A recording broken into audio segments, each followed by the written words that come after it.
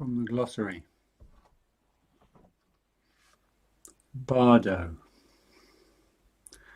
The intermediary stage between incarnations.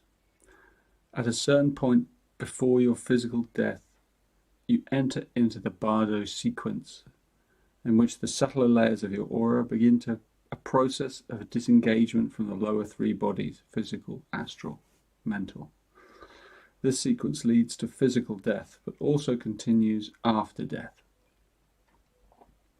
In the Bardo stages after death, our subtle bodies move through a series of alchemical distillation in which the low-frequency material that we've collected throughout our incarnation is separated from the high-frequency essence. The continuity of the Bardo cycles and their sequences interconnect our many lifetimes until we transcend human evolution at the sixth initiation. This is interesting.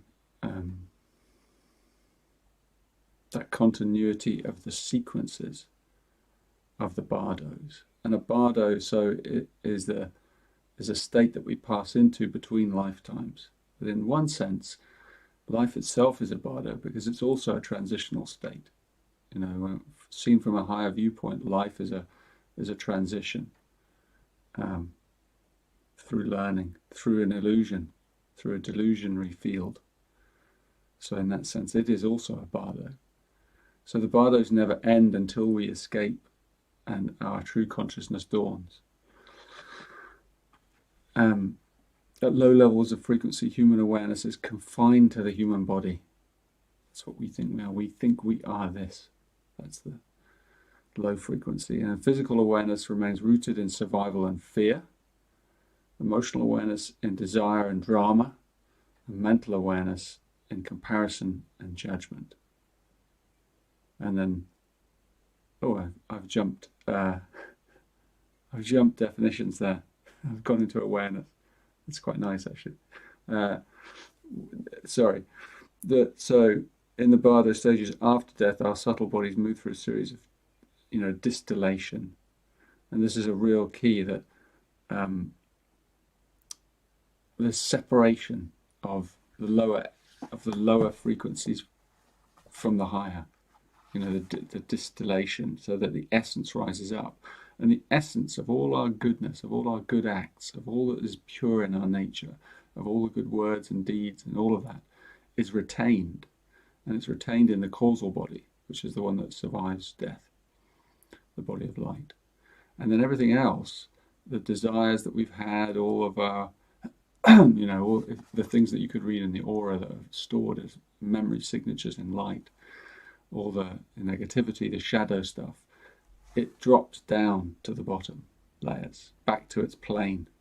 So the physical essence, as we know, just returns to the earth. The physical body, the flesh, the bone, it just decays and becomes the earth, the physical matter. But that's the same law on the other planes as well.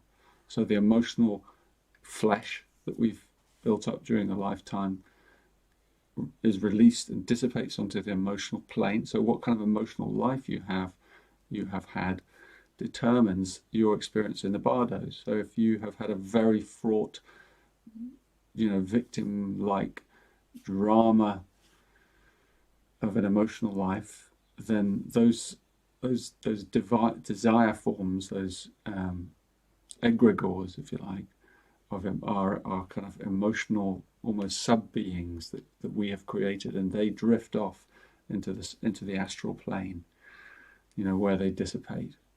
Or if they're very strong, they collect together with other egregores and form astral entities, if you like. At the higher Buddhic planes, every pure thought that we've had, every pure feeling, every rarefied one, it forms the Buddhic body, and that also has a relative existence. So there's this separating out of our being, and then that's what creates the karma, the kind of the scales that weigh what we've created through that lifetime, both the negative and the positive, both the high frequency and the low frequency, determines our next vehicle, determines our karma. The sanskaras, these memory slates that we've created. So all of that, it's rather magical, isn't it? Because how could you possibly conceive of all that being somehow orchestrated? But that's the miracle of the balancing of the cosmos. And these are the subtle planes which we can't see normally, but the same laws, on the physical plane are applied on all the planes. This sifting and balancing. System of alchemy. There was one other thing.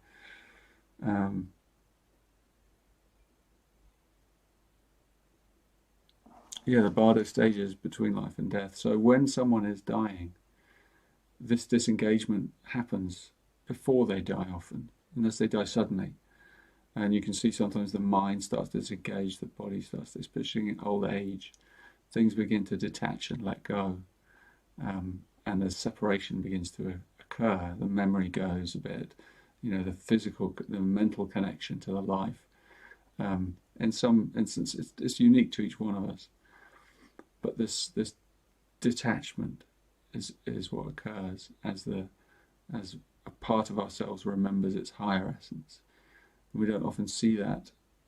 Sometimes when someone's dying, you see that light appear in their eyes. That memory starts to come to them even while they're dying, and they start to, usually just before the end. In many cases, they completely let go, and then this light appears in their eyes and a sense of calm and peace as that memory starts to kind of sift and come back into their, little remnants of it come into their awareness. And so the Bardo sequences they're mysterious and magical, and there are many things I could say about them, and many things I don't yet remember myself. But there's this process that has a really sequential, logical unraveling as we move towards our death. And therefore, what's really important is to keep a really clear intention, purity of heart, a deep sense of trust, openness, so that whatever we feel as we're dying, whatever fears come up, we just allow them that space. We just allow them to drop away. We give them the crucible so that they can just be dropped, and then we can move towards, the light. We can move into that higher body, and that is what will guide us into our next incarnation. So it's why the Tibetans, for example, and the Egyptians and people did these practices at death in order to guide the spirit strongly into a kind of a good body, a good life, to cleanse karma as quickly as possible in that very delicate stage between lives, because there are many, in those borderline states, there are many things that can happen. There's a lot of acceleration that can happen, if you like. So opportunities for cleansing and purifying ourselves as we let go. And also to, when you turn inwards and you contemplate, it's the same process. You can go through this process of letting go of the dross of your life, and letting go of which you don't need, those attachments, and then the focusing on the higher, on the pure, on the siddhi. That's the same process as we turn inward to contemplate. It's the same process as death. So contemplation in itself is a perfect preparation for death. The more we do it, the more we attune to those frequencies, and we sift, and we allow the negative to just fall away, and then we allow the higher essence to shine through, then the more we're preparing for death.